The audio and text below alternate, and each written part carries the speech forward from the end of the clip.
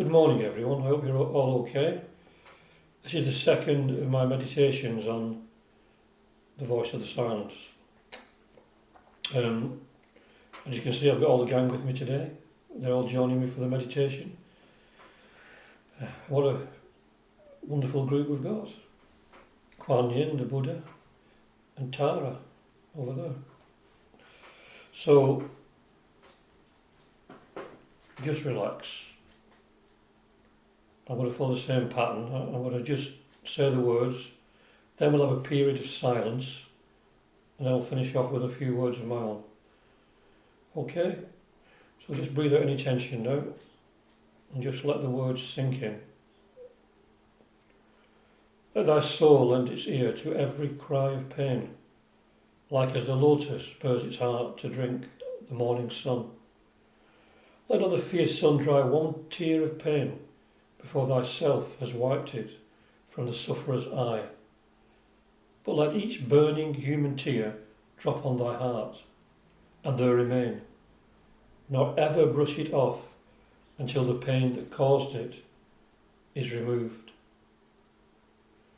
These tears, O thou of heart most merciful, these are the streams that irrigate the fields of charity immortal. 'Tis on such soil that grows the midnight blossom of Buddha, more difficult to find, more rare to view, than is the flower of the voge tree. It is the seed of freedom from rebirth. It isolates the Arhat both from the strife and lust. It leads him through the fields of being unto the peace and bliss known only in the land of silence and non-being.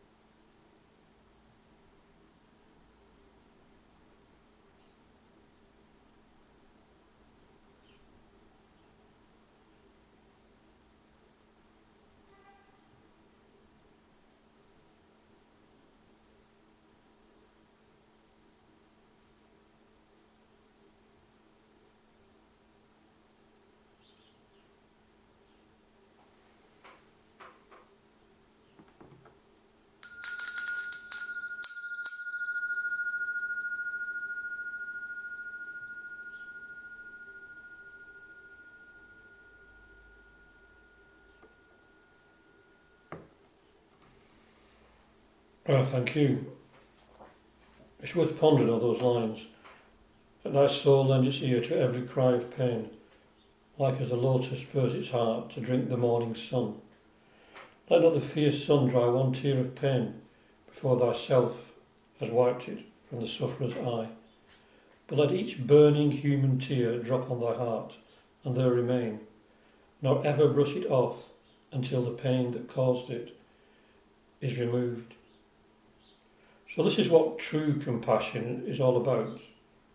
We have to become aware of the suffering of others and realise that it is our suffering too. Think on how we feel when we see the suffering of others after some natural disaster, or conflicts the world over, or terrorist attacks, or just individuals suffering through illness or accident. Unless we are totally hard-hearted, we feel something ourselves, which proves that we are all one, and suffering is shared to a certain extent. But as H.P. Blavatsky says in one of her articles, just to feel sympathy and not to do anything when we have the means to ease that suffering is not real compassion. Of course, in most cases, to do something practical when what is happening is thousands of miles away is not possible. But even good thoughts have a positive effect, and we can help by donating to a reputable charity.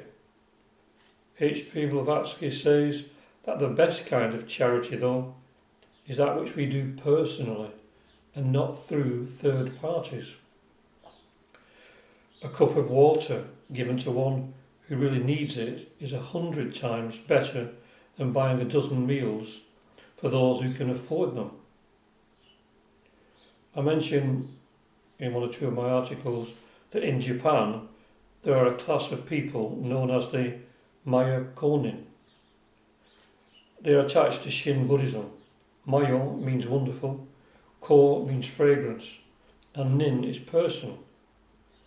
So they are people who manifest the wonderful fragrance of spirituality. They are simple, kind-hearted people, often not in the slightest bit intellectual. But a story is told of a man who heard that a large Buddhist temple that he once belonged to in Kyoto was burning 200 miles away. So he knew it was too far to go to help. So he soaked a carpet in water and shook it in the direction of the fire. Now this seems a pointless and foolish act, but he was motivated by compassion and had to do something.